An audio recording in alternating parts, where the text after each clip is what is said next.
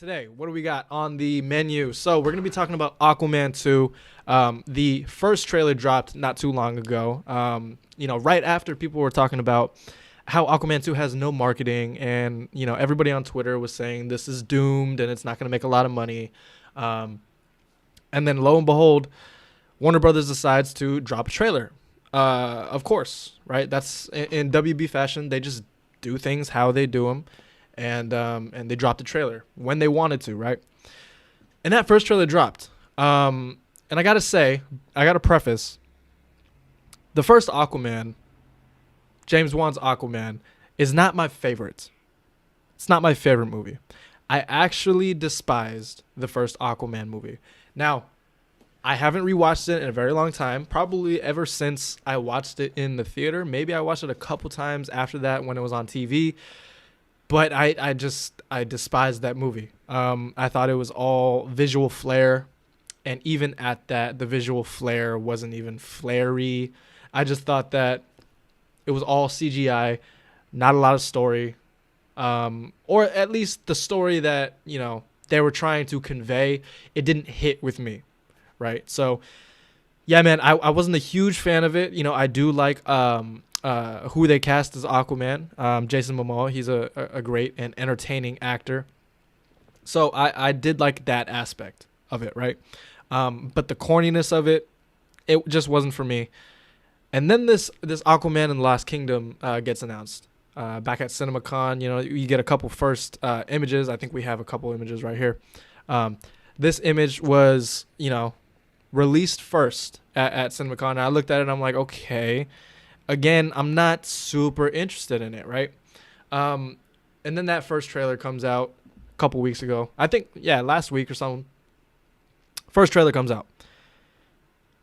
Oh, man, this looks super entertaining. And this is coming from someone who was not a big fan of the first Aquaman, like I said. But when I watched that Aquaman and the Lost Kingdom trailer, that first trailer, I was completely hooked. I was like, okay. They're leaning directly into the cheesiness of it. You got a scene of Aquaman, drying his clothes. You have Aqua Baby in there. You got Black Manta coming back. And honestly, I didn't like Black Manta in the first movie. He was just super over the top kind of villain. But he's keeping that same energy in this movie, at least from what we see in the trailers. And because of that, and because of the fact that James Wan is not, steering into something else, and he's keeping that same kind of tone and keeping that same kind of energy that was in that first Aquaman, it makes me appreciate it a little bit more. And this got me super interested because now when I'm watching that trailer, I'm thinking, okay, I can either take this for how it is, or I can sit there and complain, why are you guys being so corny? Why are you guys, why is this so bad? Right? I can just be like that kind of person. I can be that kind of movie fan. I don't want to be that kind of movie fan.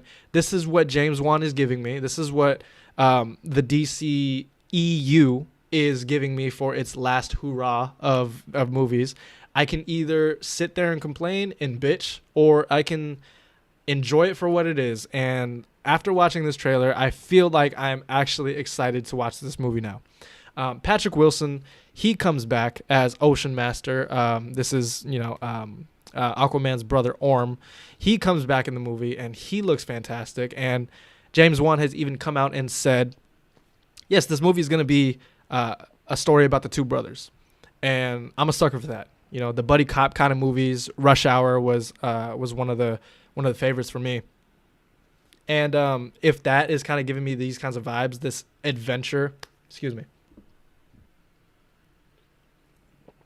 If it's giving me this kind of adventure vibe with these two brothers from Atlantis, bro, who am I to talk shit about it, right? So it's very exciting to see. This is the last DC EU movie, and then we're going to go straight into a reboot, which we're going to be talking about in a little bit. We're going to be going straight into a reboot with Superman Legacy. So Aquaman and the Lost Kingdom. First trailer came out. Very impressed. I mean, you can see just the detail and stuff. They're going really all into Aquaman right now, and kind of just playing into it, the fact that it's a corny character and he isn't like the greatest or most popular character in the DC universe, and they're kind of steering into that, I think. And there was a lot of course correction to try and make Aquaman cool again, especially in Zack Snyder's Justice League and Zack Snyder's, Zack Snyder's Justice League movie that came out. He definitely took a different tone with Aquaman. You know, that was his first appearance in the DCEU. So I am just glad that this movie's coming out, and I'm glad that it's going to get over with and that we can finally get into a clean slate reboot. And I will tell you guys why. I think that later down the line for our main topic of the video. Overall, though, Aquaman and the Lost Kingdom looks super fun. As far as box office, where do I see Aquaman and the Lost Kingdom stopping? Now, this is difficult, okay? Because if you are an avid movie fan and you are a little more advanced movie fan and you kind of can understand like trends when it comes to box office, you would think, okay, Aquaman 1 grossed over $1 billion. The second one has to gross more, right? Because that's kind of what you see in movies. You see the first one is very successful. The second one is usually more successful. That's how it's supposed to be, right? Especially in superhero blockbuster movies. Well, I think this one's going to be a little bit different. See, the first Aquaman movie came out in 2018, right? Came out in 2018. A lot has changed since 2018, man. So in 2018, Aquaman came out in a DCEU with Henry Cavill still as Superman, Gal Gadot still as Wonder Woman, Ben Affleck as Batman still. When's the last time really we saw Superman other than Black Adam, right? He wasn't in any films from 2018 to 2021. And they kind of took that to their advantage. It almost felt as if Aquaman wasn't even in the DCEU, even though it was. But anyway, that's besides the point. So what I'm trying to say here is that 2018 Aquaman and the DCEU, it was in a very different state. Now we're already getting set. Back in 2023, we're already getting set for a reboot. We all know that a reboot is coming. So if we put two and two together and we use common sense, and we take a look at the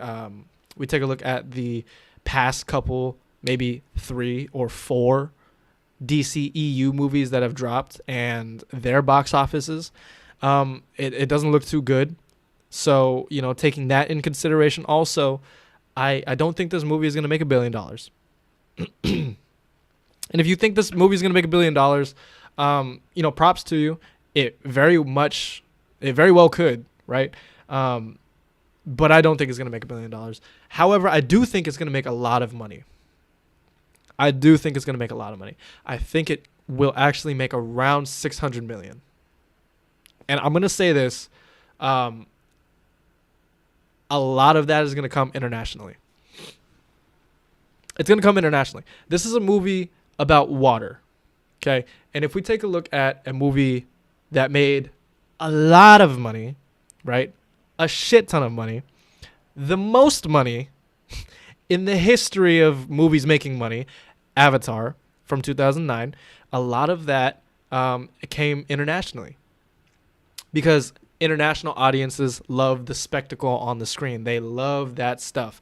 There was a movie in China, I believe it was, don't quote me on this, okay? This is just coming straight off the top.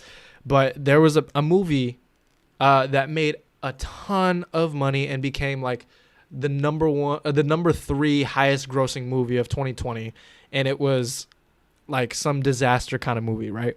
And Avatar, the special effects on that is obviously amazing, and we know that, and a lot of the money that it made came from international waters. And if we look at, let me just bring it up real quick here. If we look at the first Aquaman domestically only made $335 million in the United States. The rest, I mean, it made about $800 million internationally. right? So a bulk of the money is going to come from international waters for Aquaman and the Lost Kingdom. And that's a fact. I do think that even if, because again, Aquaman is so far removed from the other DCEU stuff, and we're going to get into this later, but I think that the reputation that DCEU has, which is a kind of a bad reputation right now, I don't think it's going to affect Aquaman and the Lost Kingdom too much to the point where this movie might bomb. I think $600 million is a safe place to bet. Again, don't quote me on that. That's kind of just don't bet your house on this. Okay, that's just my prediction here. But Aquaman and the Lost Kingdom, I can definitely see it making $600 million when it's all said and done.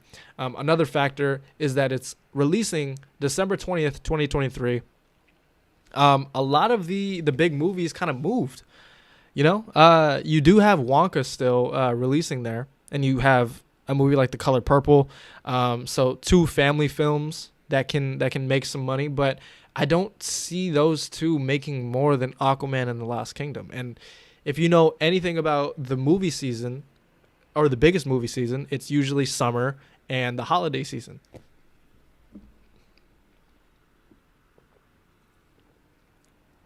So if you take all of that into consideration, Aquaman and the Lost Kingdom actually has a very good chance at making a lot of money. Right. And, you know, I just off the top thinking right now, I think the biggest movie releasing around that same time would have been Dune Part 2. But that got moved to March of 2024. So really, it's kind of just open waters at this point. And Aquaman and the Lost Kingdom, I can definitely see them making a lot of money. Let me know what you guys think. I'm very curious if you guys are watching live or if you guys are watching on the chat replay. Let me know what you guys think. Is Aquaman and the Lost Kingdom, can you see them making $1 billion? Can you see them making anything at least? I mean, I hope so, because, you know, it's the last DCEU movie, and I do want to see it succeed. The movie looks great, and I'm actually very excited for it. So bravo to the marketing team. They cut together a really epic and really good trailer. So